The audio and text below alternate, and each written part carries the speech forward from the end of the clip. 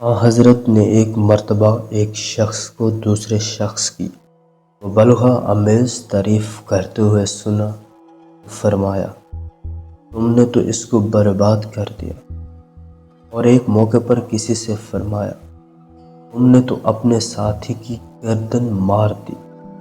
اگر تم کو تعریف ہی کرنا ہو تو یوں کہو کہ میں یہ گمان کرتا ہوں، بشرط کہ اس کے علم میں وہ واقعی ایسا ہوا، اور قطعیت کے ساتھ غیب پر حکم نہ لگانا چاہیے۔ حضرت ابو ہریرہ رضی اللہ تعالی عنہ سے روایت ہے، مومن اپنے بھائی کا آئینہ ہے، جب کوئی اس میں عیب دیکھتا ہے اس کی اصلاح کی طرف متوجہ کر دیتا ہے۔ رسول اکرم صلی اللہ علیہ وسلم نے فرمایا، روزے دار جھوٹ بولنا اور اس کے مطابق عمل کرنا نہیں چھوڑتا تو اللہ تعالیٰ کو اس کے کھانا پینا چھوڑنے کی کوئی پرواہ نہیں۔ میری اور مجھ سے پہلے گزرے ہوئے انبیاء کی مثال ایسی ہے جیسے ایک شخص نے ایک عمارت بنائی اور خوب و حسین و جمیل بنائی، مگر ایک کونے میں ایک اینٹ کی جگہ چھوڑی ہوئی تھی۔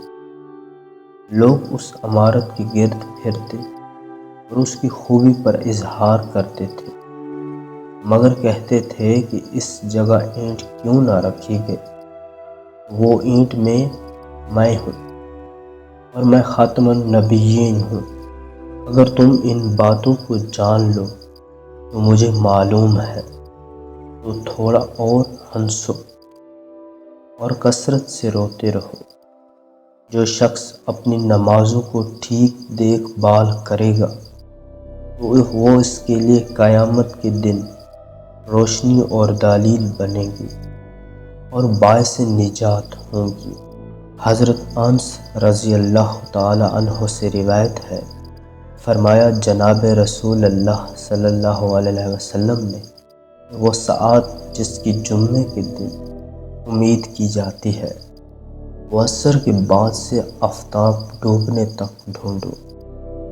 اپنے بھائی کو دیکھ کر مسکرا دینا بھی صدقہ ہے۔ آپ صلی اللہ علیہ وسلم نے فرمایا کہ اللہ تعالیٰ کے بندوں، علاج کرایا کرو، کیونکہ اللہ تعالیٰ نے بڑھاپے کے سوا ہر بیماری کی دوا پیدا کی ہے۔ حضور اکرم صلی اللہ علیہ وسلم کا ارشاد ہے، برکت کھانے کے بیج نازل کی جاتی ہے، اس لیے تم برتن کے کنارے سے کھاؤ، بیچ میں سے مت کھاؤ، کیونکہ بیچ میں سے کھانا بے برکتی کا موجب ہوگا اور تہذیب کے خلاف بھی ہے۔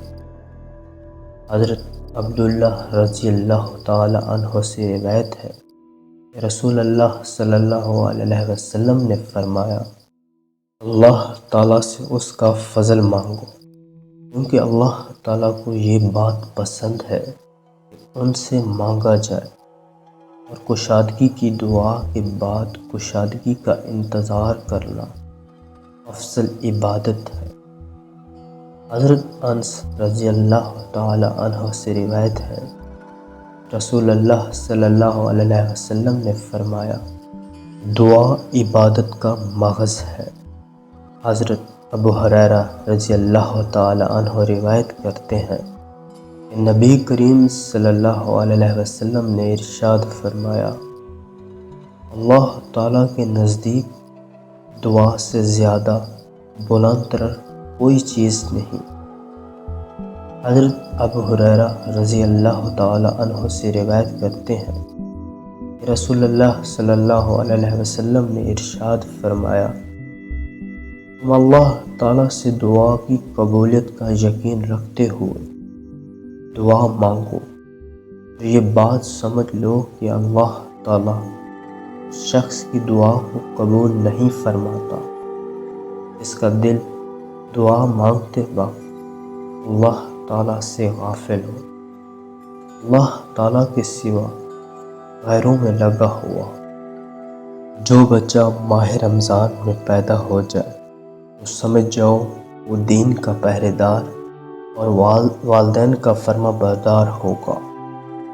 حضرت سلیمان فارسی رضی اللہ تعالی عنہ روایت کرتے ہیں، رسول اللہ صلی اللہ علیہ وسلم نے ارشاد فرمایا، بلا شبہ اللہ تعالیٰ کی ذات میں بہت زیادہ حیا کی صفت ہے، بغیر مانگے بہت زیادہ دینے والا ہے۔ جب آدمی اللہ تعالیٰ کے سامنے مانگنے کے لیے ہاتھ اٹھاتا ہے تو اسے ان ہاتھوں کو خالی اور ناکام واپس کرنے سے حیا آتی ہے، اس لیے ضرور عطا فرمانے کا فیصلہ فرماتا ہے۔ سچائی سے دل کو سکون اور اطمینان حاصل ہوتا ہے۔ جو اللہ تعالیٰ سے سوال نہ کرے اللہ تعالیٰ اس پر ناراض ہو جاتے ہیں۔ مسلمانوں، اپنے سے بڑوں کے پاس بیٹھا کرو، عالموں سے سوال کیا کرو اور دانش مندوں سے ملا کرو۔ جو آدمی اپنی اور دوسرے آدمی کی زمین کی حد بدل ڈالے اس پر قیامت تک خدا تعالیٰ کی لعنت ہے۔ حضور اکرم صلی اللہ علیہ وسلم کا ارشاد ہے کہ مسلمانوں، گھر بنانے سے پہلے اچھے ہمسایہ کو تلاش کیا کرو، راستے چلنے سے پہلے اچھے ساتھی کو ڈھونڈ لیا کرو۔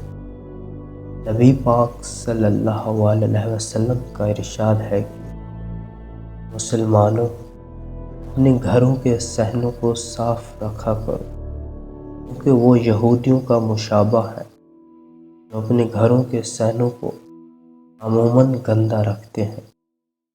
حضرت ابن عمر رضی اللہ تعالی عنہ سے روایت ہے کہ رسول اللہ صلی اللہ علیہ وسلم نے فرمایا، مسلمانوں، اپنے جسموں کو پاک صاف رکھا کرو۔